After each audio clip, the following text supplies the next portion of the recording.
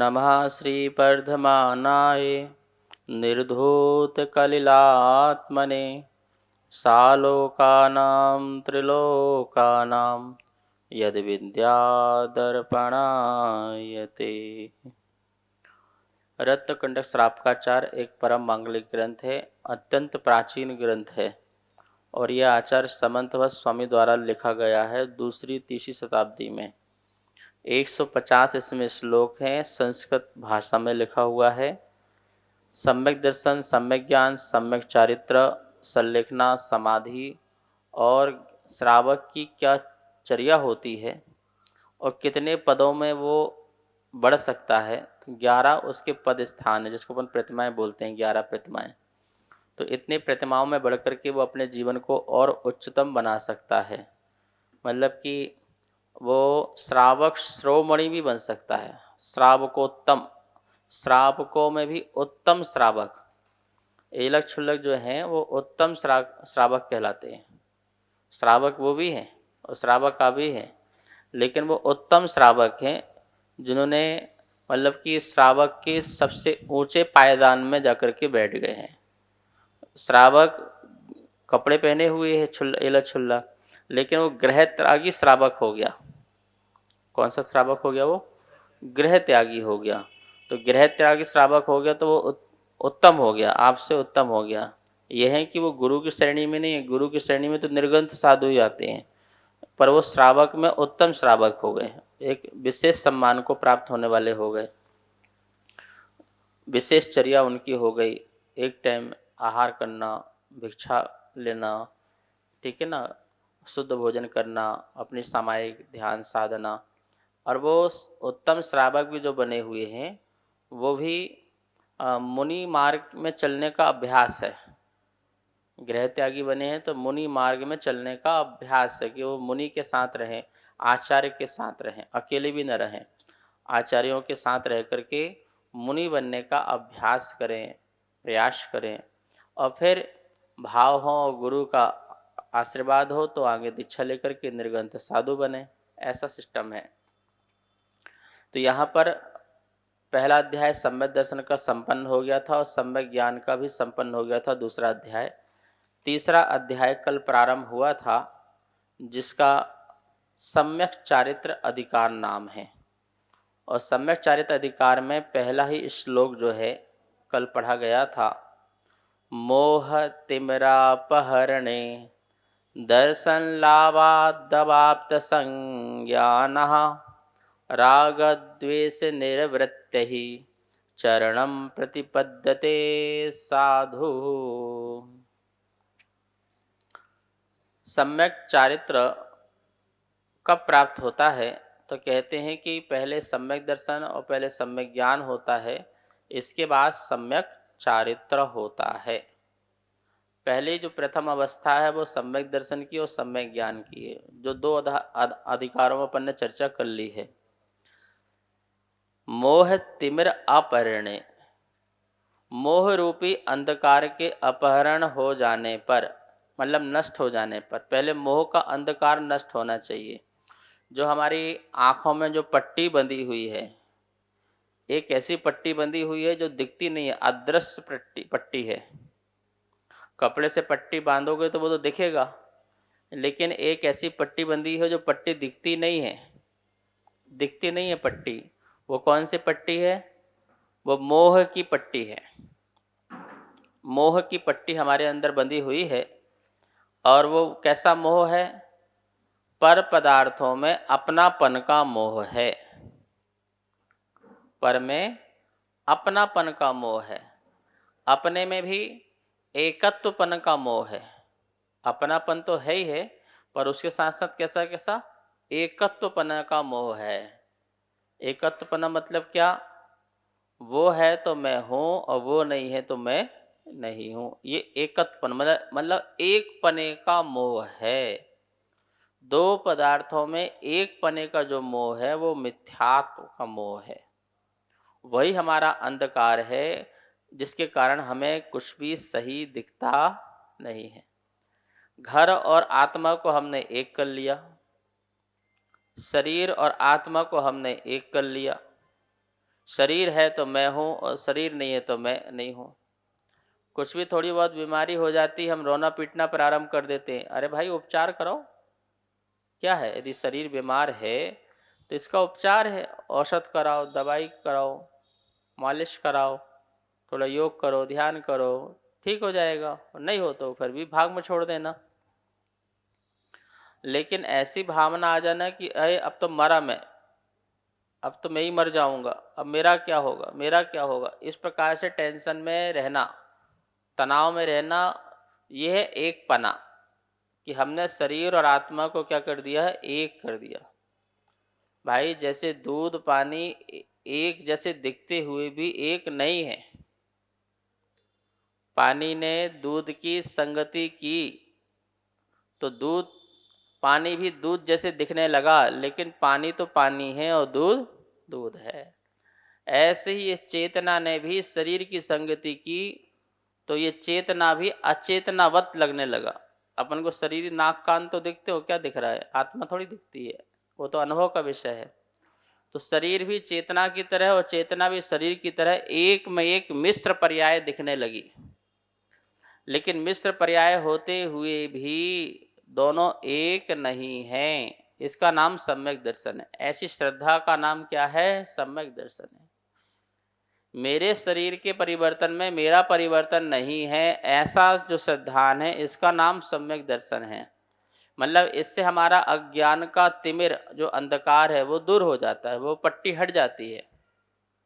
लेकिन जब तक ऐसी पट्टी बनी रहेगी, मोह की, मोह तिमिर की पट्टी बंधी रहेगी, तो हम मकान और अपनी आत्मा को एक मानेंगे, परिवार और आत्मा को एक मानेंगे, शरीर और आत्मा को एक मानेंगे। यहाँ तक कि जो पद मिले हुए हैं उस पद में भी अपना एकत्वपना आ जाता है। जो लोग सम्मान दे रहे हैं, प्रतिष्ठा दे रहे हैं, उस प्रतिष्ठा के प्रति भी अगाढ़ मोह हो जाता है। तो ये चीज़ क्या है, ये मोह की पट्टी है। और जब तक ये मोह की पट्टी होगी तो सम्यक दर्शन नहीं हो सकता है। राकेश जी, सम्यक दर्शन नहीं हो सकता है, मोह की पट्टी हटाना पड़ेगी, अंधकार दूर करना पड़ेगा। और ये पट्टी ऐसी है, अदृश्य पट्टी है। आंखों में पट्टी बांधोगे तो लोगों को दिखेगा, लेकिन आंखों में हमारी ऐसी पट्टी चढ़ी है, राग की, द्वेष की, मिथ्या मान्यता की, गलत धारणा की, भ्रम की, शक की, संशय की, संदेह की, विपरीतता की, एकांतता की, अज्ञानता की, ऐसी पट्टी बंधी है। इस पट्टी के कारण मतलब हमारी श्रद्धा उल्टी पड़ी हुई है, जिसके कारण मैं दुखी हूँ, संसारी हूँ, संसार में भ्रमण कर रहा हूँ और अनादि से दुख पा रहा हूँ। और ये पट्टी नहीं हटाई तो अनंत काल तक और दुख पाता रहूँगा। तो कह रहे हैं कि चारित्र कब पैदा होता है, जब मोह की पट्टी हट जाए। मोह की पट्टी हट जाए और सम्यक दर्शन की प्राप्ति हो जाए। सम्यक दर्शन की प्राप्ति हुई तो मोह की पट्टी हट गई, या यूं कहो मोह की पट्टी हटी तो सम्यक दर्शन प्राप्त हुआ। मतलब कहने का तरीका ही वही है। असली रत्न मिले तो नकली रत्न छूटे, या यूं कहो नकली रत्न छूटे तो असली रत्न की प्राप्ति हुई। तो जैसे ही मोह की पट्टी है, सम्यक दर्शन हुआ, सम्यक दर्शन के लाभात लाभ से अवाप्त संज्ञान, अवाप्त प्राप्त हो हुआ है या प्राप्त हो जाती है, संज्ञान सम्यक ज्ञान की प्राप्ति हो जाती है। सम्यक दर्शन होते ही ज्ञान भी निर्मल हो जाता है, ज्ञान विशुद्ध हो जाता है। भले वो कम हो चाहे ज़्यादा हो, पर ज्ञान कैसा हो जाता है, विशुद्ध हो जाता है। वो ज्ञान सम ज्ञान, सम्यक ज्ञान हो जाता है, समीचीन ज्ञान हो जाता है, यथार्थ ज्ञान हो जाता है। फिर हम उस ज्ञान के माध्यम से अपने सम्यक दर्शन को भी शुद्ध करते हैं और उसी ज्ञान के माध्यम से अब हम चारित्र की ओर बढ़ते हैं। ज्ञानात त्यागः त्यागात शांति, ये सूत्र है। आचार्य विद्यानंद महाराज जी हमेशा बोलते थे, भैया ज्ञानात त्यागः त्यागात शांति ही, ज्ञान से त्याग होता है और त्याग से फिर शांति मिलती है। आप त्याग करते हो शांति नहीं मिलती, इसका मतलब आपने त्याग तो किया, देखा दिखी किया, आपने सही तरीके से त्याग नहीं किया, बताया और कर लिया, लेकिन आपको उसका स्वरूप नहीं पता था, ज्ञान नहीं था। आपने आलू प्याज छोड़ दिया तो आपको आनंद आना चाहिए ना, त्याग का आनंद नहीं आ रहा है। क्यों? क्योंकि आपने अभक्ष का त्याग किया, तो अभक्ष का ज्ञान नहीं लिया। बस ऐसे ही कि जैन धर्म में आए हैं तो आलू प्याज नहीं खाना चाहिए, इतनी पता है बस। जैन धर्म में पैदा हुए हैं तो रात्रि भोजन नहीं करना चाहिए, इतनी पता है, ठीक है ना, तो नहीं कर रहे हैं। आज तक महाराज जी हमने रात्रि भोजन नहीं किया, हमने आलू प्याज नहीं खाया, अच्छा अच्छी बात है। आपको आनंद आ रहा है नहीं आ रहा है? आनंद कौन सी चीज़ हमें पता ही नहीं है। तो आपको आनंद क्यों नहीं आ रहा, आपको शांति क्यों नहीं मिल रही त्याग से? क्योंकि सम्यक ज्ञान से आपने त्याग नहीं किया। सम्यक ज्ञान पूर्वक त्याग करोगे तो शांति मिलेगी, आनंद मिलेगा। और देखा देखी करोगे, या कुल में पैदा हुए हैं इसलिए त्याग करना है इसलिए करोगे, तो फिर तुम्हें शांति आकुलता मिलेगी। भैया हमारे घर में रात्रि भोजन नहीं मिलता, तो मन में तो है कि खाना है, बाहर खा लेते हैं, वहाँ खा लेते हैं, ये कर लेते हैं, उपाय चलते रहते हैं, तो शांति नहीं मिल रही। यद्यपि खा नहीं रहे हो रात्रि भोजन घर में, पर शांति नहीं मिल रही है, आनंद नहीं मिल रहा है। तो ज्ञानात् त्यागः, जब ज्ञान से हम त्याग करते हैं, ज्ञान से समझते हैं कि इसमें क्या दोष है, क्या सदोष है, क्या निर्दोष है, ये हम उसके गुण क्वालिटी को जान लेते हैं। हम जब देखते हैं कि जल में असंख्यात बूंद, एक बूंद में असंख्यात जीव बताए हैं भगवान ने, और ये अवक्ष जो जमी ग्रंथ है इसमें अनंत जीव होते हैं, इन सब में सिद्ध बनने की शक्ति होती है, परमात्मा होने की शक्ति प्रकट है, वो भी भगवान बन सकते हैं, तो मैं इतने सारे भगवानों को क्यों नुकसान पहुंचाऊं? अनंत भगवान बनने की शक्ति रखने वाले जीवों को मैं मारूं अपने जीवन के लिए, ये अच्छी बात नहीं है। तो वो इस ज्ञान से जब त्याग करता है तो उसे शांति मिलती है। प्रवीण जी क्या मिलती है? फिर शांति मिलती है, उसे ज्ञान हुआ ना कि हम क्यों छोड़ रहे हैं, हम रात्रि भोजन छोड़ रहे हैं तो क्यों छोड़ रहे हैं? कि सूर्य अस्त होने के बाद अनंत अनंत जीव ऐसे पैदा हो जाते हैं जो हमारी दृष्टि के गोचर नहीं है,